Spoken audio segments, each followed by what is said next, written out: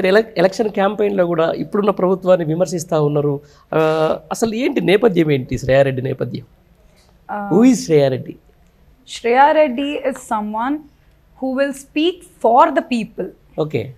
Who will speak students kaina, lekapothe farmers kaina, lekapothe mahilalakaina, ప్రతి ఒక్క అంశంలో మన ఆటో డ్రైవర్లైనా లేకపోతే ప్రజలైనా ఎవరైనా అందరూ బాగుండాలని చెప్పి ఆలోచించే మనిషి Shreya Reddy. Okay. She wants to fight for every one and she wants to do what is right. Okay. ఏది కరెక్ట్ ఏది రాంగ్, మీరు తప్పు చేస్తే నిలదీసే వ్యక్తి శ్రేయారెడ్డి. ఓకే. చేసిన అభివృద్ధి గురించి మాట్లాడే మనిషి శ్రేయారెడ్డి. అభివృద్ధి కోసమే ఓటేయాలి, అబద్ధాలకు మోసపోవద్దు, డబ్బులకు అమ్ముడుపోవద్దు అని చెప్పే మనిషి శ్రేయారెడ్డి. శ్రేయారెడ్డి పేరెంట్స్ గురించి అడుగుతున్నాను. మా నాన్న భూపాల్ రెడ్డి గారు Narayankhed ex-MLA. Okay okay right, అక్కడి నుంచి వచ్చిందనమాట ఇదంతా. యాక్చువల్ మా తాత కాలం నుండి పాలిటిక్స్లో ఉన్నారు. మా తాత వెంకటరెడ్డి గారు, ఆయన అప్పుడు ఇండిపెండెంట్గా ఎమ్మెల్యేగా గెలిచిండ్రు నారాయణఖేడ్ నుండి. ఆయన టీడీపీకి వైస్ ప్రెసిడెంట్గా ఉండే ఎన్టీఆర్ కాలంలో. దాని తర్వాత మా పెద్దనాన్న కూడా ఎమ్మెల్యేగా ఉండే for 1 term from TDP party. దాని తర్వాత మా నాన్నకు కూడా ప్రెసిడెన్షియల్ అవార్డు వచ్చింది as a best social worker, అప్పుడే వచ్చిందనమాట. సో మా ఫ్యామిలీ అనేది ఎప్పుడూ ప్రజల మధ్యలో ఉంటా, ప్రజల కోసమై సేవ చేసి వాళ్ళ కోసం పోరాడతారు అని చెప్పి దట్స్ లైక్ ద లెగసీ.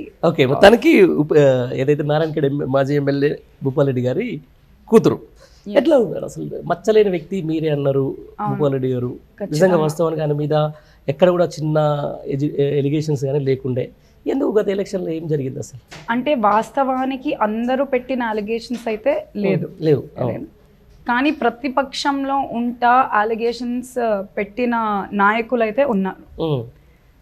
ప్రతిపక్షంలో ఏమన్నారు, సురేష్ షెట్కార్ గారైనా, సంజీవ్ రెడ్డి గారైనా, కాంగ్రెస్ పార్టీ అభ్యర్థులు, ఆయన భూపాల్ రెడ్డి గారు భూ కబ్జా రెడ్డి అని చెప్పి పిలిచిండ్రు. 1200 to 1500 acres కబ్జా చేసిండ్రు అని చెప్పాను. అయితే ఇవన్నీ ఫాల్స్ ప్రొపగెండా. కాంగ్రెస్ పార్టీకి గ్లోబల్ ప్రచారం ఏం కొత్త కాదు కదా, అదే బతుకుతున్నారు కదా. సో ఇట్లాంటి ఫాల్స్ ప్రొపగెండా తోటి ముందుకు తీసుకెళ్ళిండ్రు.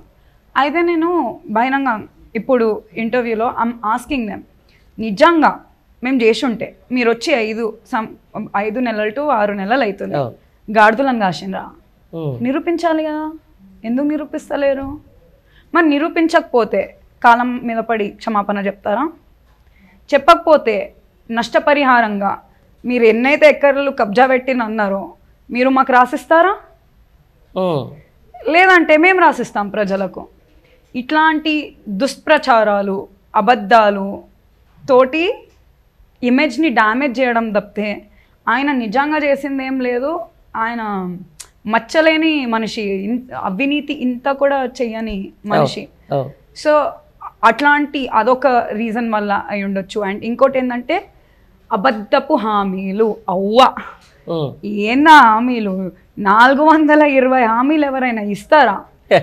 అది ఏ రకంగా వాళ్ళు అమలు చెయ్యలేరని చెప్పి వాళ్ళకు ముందే తెలిసిన ఆ హామీలు ఇచ్చి అరచేతిలో వైకుంఠం చూపించి ప్రజలకు మభ్యపెట్టి ఇప్పుడే ఇస్తున్నాను, December 9th రోజు నేను రుణమాఫీ చేస్తున్నాను, 2 లక్షల రుణమాఫీ, ఈ తేదీ వరకు ఇది అయిపోతుంది, ఆ బాండ్ పేపర్లు రాయడం ఏంది వాళ్ళకు కూడా తెలుసు వాళ్ళు చేయలేరు అని చెప్పి, నమ్మకం లేదు ప్రజలని నమ్మించడానికి అవన్నీ చేయడం, నెగిటివ్ ప్రచారం చేయడం. బీఆర్ఎస్ ప్రభుత్వం ఎంతో అభివృద్ధి చేసిన ఏం చేయలేదని చెప్పి చూపించడం, బయట మీడియా ఛానల్స్ని కొని వాళ్ళ త్రూ నెగిటివిటీ స్ప్రెడ్ చేయడం, ఇట్లాంటి అసలు ఓడిపోవాల్సిన పార్టీయే కాదు బీఆర్ఎస్ పార్టీ, అంత అభివృద్ధి చేసింది.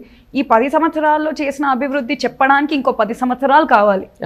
అంత అభివృద్ధి చేసిన పార్టీని నెగిటివ్ అండ్ ఫాల్స్ ప్రొపగండా తోటి, చెయ్యలేని హామీతోటి ఇంకేదో చేస్తుందని చెప్పి, ఇంకేమైనా వస్తుందేమో అని చెప్పి ప్రజలకు ఒక ఆశ పెట్టి, ఆ రీజన్స్ వల్లనే బీఆర్ఎస్ పార్టీ ఓడిపోయింది.